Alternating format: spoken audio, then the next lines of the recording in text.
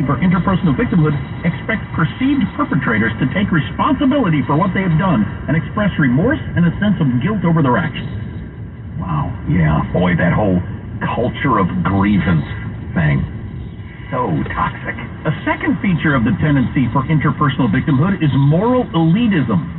Such individuals take their own immaculate morality for granted just as surely as they are convinced of their others' would you say the word? Malevolent? Malevolent. There you go. Okay. So I hadn't thought of that one, but that certainly rings true. You know, and they've studied people and blah, blah, blah to figure this out. But that right, you never would hear somebody like that say, you know, I've made mistakes too. Right.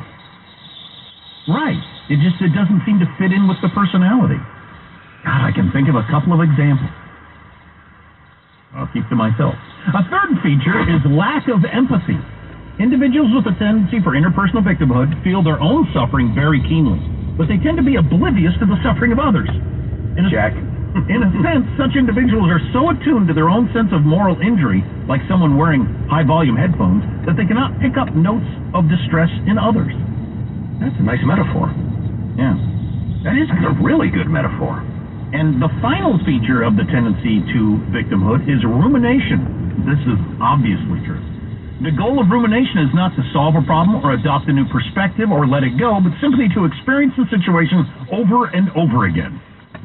Wow, this is so straight out of Jonathan Haidt and Greg Lukianoff's brilliant piece about how we're teaching our kids, particularly our college kids, mental illness by teaching them to do this every time they're slightly offended by a microaggression or a misgendering or whatever. The key is to just amplify the victimhood in your mind and never let it go. And here, this other little bit of this fourth tendency is this: in some cases, afflicted individuals ruminate over experiences they never endured, but it's on behalf of another group. Wow. So you're like a victim on behalf of somebody else that you feel was wronged, and you ruminate about that. Oh, which goes back to that great quote from Aldous Huxley about, the long and short of it is, people love to feel righteous indignation. And if they get to be cruel to others or beat on them, physically or emotionally, because they're righteously indignant, that's the most delicious of moral treats. And so you borrow somebody else's alleged being wounded to fuel your own righteous indignation. Wow. That's funny. I haven't noticed that in the modern world at all, Jack. Right. Yeah, no kidding. You Lululemon wearing, soc class taking, pains in the ass. Masters having. NPR tote bag toting. Oh, emotionally, such individuals enter new situations and relationships expecting to be hurt. They may perceive malice where none is intended, lack the capacity to laugh at themselves, and I've not noticed that either. And when hurtful words and actions are directed at them, take them far more seriously than other people. Where ambiguity exists, they will tend to interpret it as directed toward their own detriment. That is really interesting. An assumption of they're trying to insult me or whatever, or they're being a bigot, or what have you. And one more thing on this, because I want to break with plenty of time to get to the best and worst sounds, which sounds fun. How should individuals and groups with a tendency for victimhood be approached? First, it is usually unhelpful to attempt to argue them out of it. Yeah. Because doing so would require them to relinquish their victimhood, and it's not going to happen. Right, that's who they are. It's the engine inside them. Second, when confronted with persons who are unable to forgive, it is best to redouble efforts to be forgiving. Third, because such individuals bear a psychological affliction, it's best not to rely on them to provide fair and balanced accounts of situations or to make prudent, well-informed decisions on behalf of others. So I guess you cut them out of decision-making and you realize they're crazy. Fourth, hit them with a stick. It doesn't say anything about that. Barbaric! Hey, what? Quit being like that. Ghost them and say, "Who's this?" in a different accent when they call you on their phone.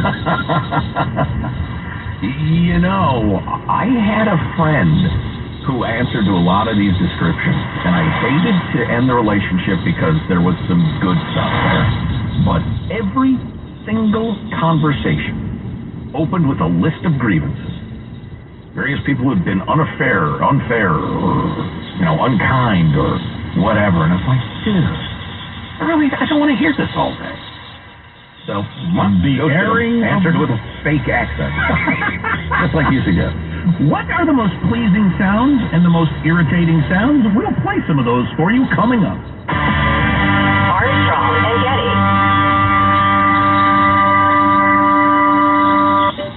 Finding great candidates to hire can be like, well, trying to find a needle in a haystack. Sure, you can post your job to some job board, but then all you can do is hope the right person comes along, which is why you should try ZipRecruiter for free at ZipRecruiter.com/free. ZipRecruiter doesn't depend on candidates finding you. Its powerful technology identifies people with the right experience and actively invites them to apply to your job. You get qualified candidates fast. So while other companies might deliver a lot of hay, ZipRecruiter finds you what you're looking for. The needle in the haystack. 4 out of 5 employers who post a job on ZipRecruiter get a quality candidate through the site within the first day. ZipRecruiter, the smartest way to hire. And right now, you can try ZipRecruiter for free. That's right, free. Just go to this exclusive web address, ZipRecruiter.com/free. That's ZipRecruiter.com/free. ZipRecruiter.com/free.